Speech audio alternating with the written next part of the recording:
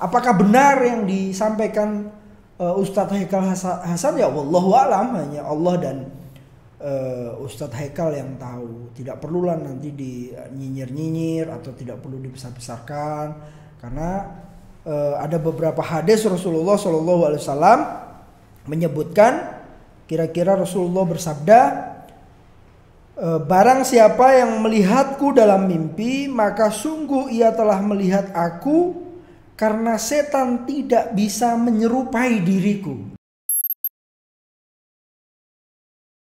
Assalamualaikum warahmatullahi wabarakatuh.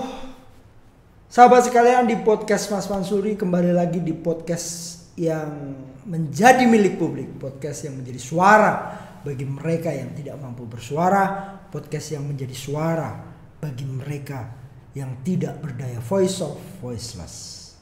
Sahabat sekalian, hari ini kita akan membahas beberapa persoalan yang ada di negeri ini, yang viral, yang banyak diperdebatkan, yang banyak didiskusikan, banyak dibicarakan di sosial media, yaitu terkait Ustadz Haikal Hasan. Ya, kita ada di program Hot News podcast Mas Mansuri. Teman-teman sekalian, saya ingin menyandur atau membacakan berita dari suara.com yang berjudul Haikal Hasan bersumpah mengaku pernah didatangi oleh Rasulullah, yang terbit pada Jumat 11 Desember 2020 tadi ya, jam 11.07 waktu Indonesia Barat. Suara.com, Sekretaris Jenderal HRS Center Haikal Hasan atau Ustadz Haikal atau Babe Haikal yang sering disebut Babe Haikal, mengaku pernah didatangi oleh Rasulullah SAW. Ia berani bersumpah atas nama Allah. Pengakuannya benar-benar ia alami. Ini yang diberitakan di suara.com. Saya lanjut ya. Hal itu disampaikan oleh Haikal melalui kanal YouTube Rasil TV. Ia menceritakan pengalamannya tersebut usai prosesi pemakaman 6 anggota FPI ditembak mati beberapa waktu lalu.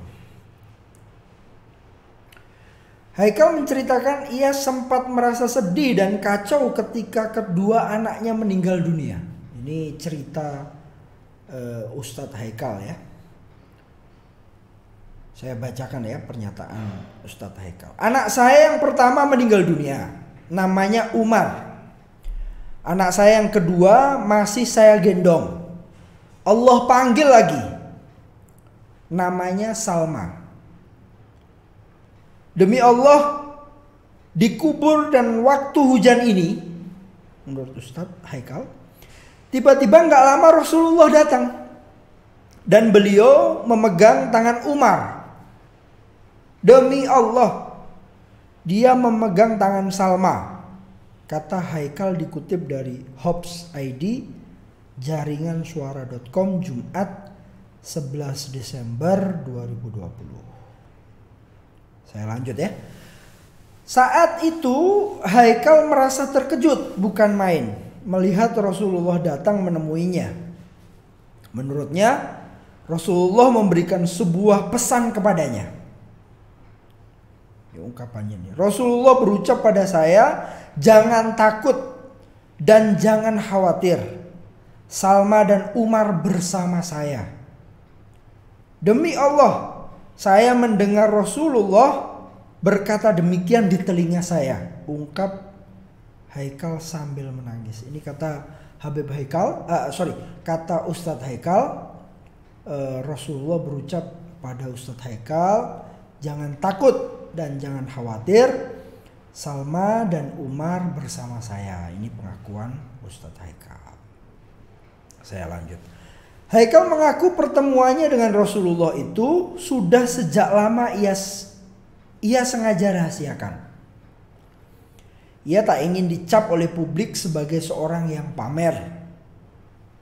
Oleh karenanya ia memilih merahasiakan kisah tersebut untuknya sendiri dan baru menyampaikannya sekarang. Saya takut dibilang riya atau pamer, ini kata Ustadz Haikal ya. Saya takut dibilang riya atau pamer, tapi ini yang terjadi. Rasulullah datang pada orang yang berduka, itu hak, tuturnya.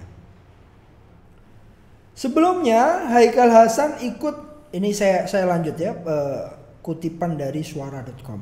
Sebelumnya Haikal Hasan ikut, atau Ustadz Haikal atau Babe Haikal ikut memakamkan 6 laskar FPI meninggal dunia akibat aksi penembakan di tol Jakarta Cikampek KM 50 kilometer 50 ya. Dilihat dari kanal YouTube Rasil TV, kala itu Haikal Hasan mengenakan baju muslim hijau lengkap dengan kopiah hitam dan masker.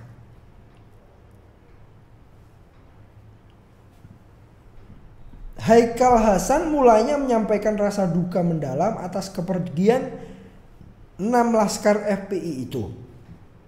Dia meyakini mereka yang mendahului tersebut akan ditempatkan pada posisi terbaik.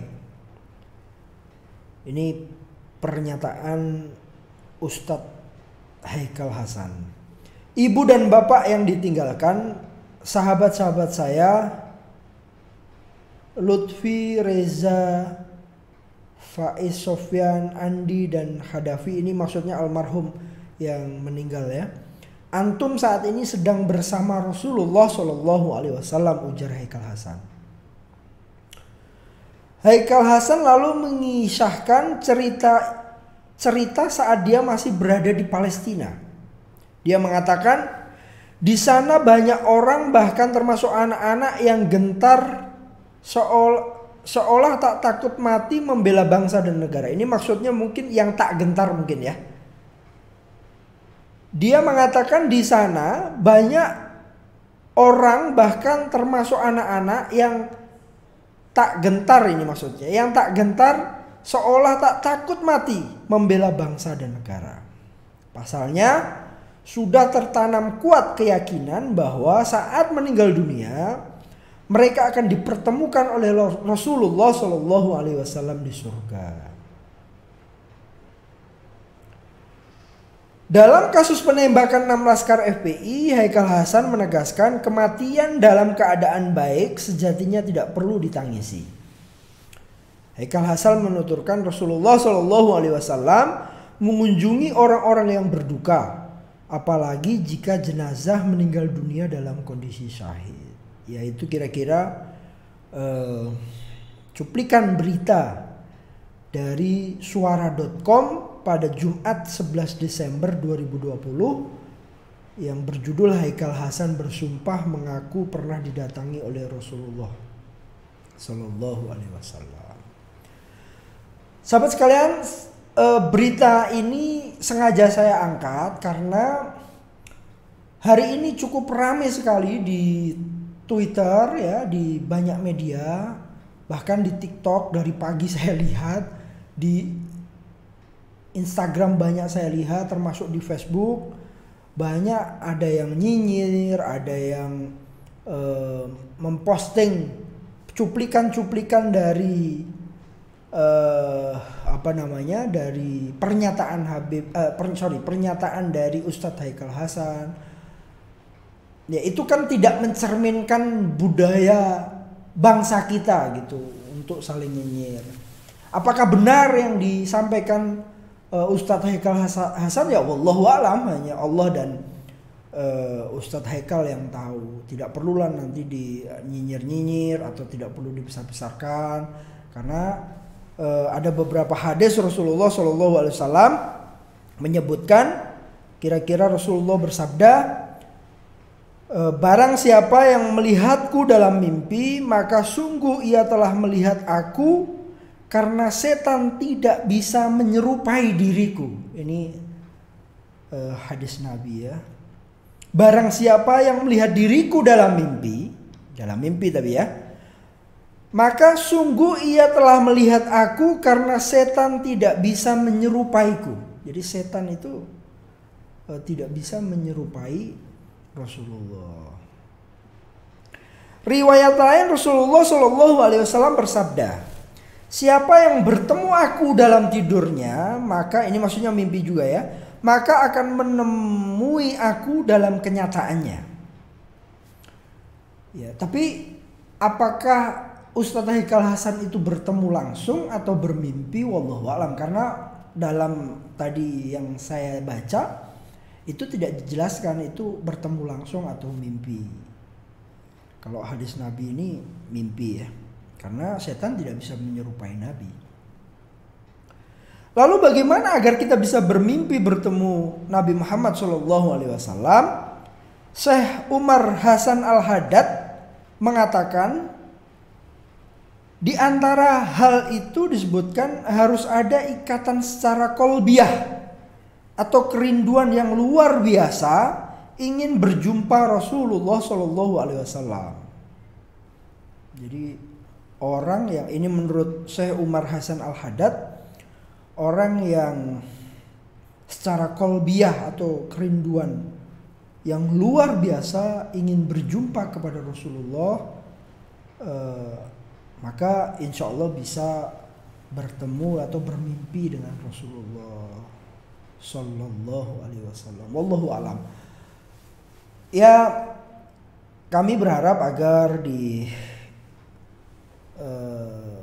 sosial media tidak terjadi hujat menghujat ya, tidak terus saling menjatuhkan satu sama lain. Apakah benar Ustadz Haikal Hasan bertemu Rasulullah? Itu ya, itu pernyataan Ustadz Haikal, kita juga harus hargai. Apakah itu benar atau tidak kita nggak tahu. Ya, yang pasti kita berharap agar jagat media sosial, entah itu Twitter, sosial media lainnya, tidak saling menghujat satu sama lain, tidak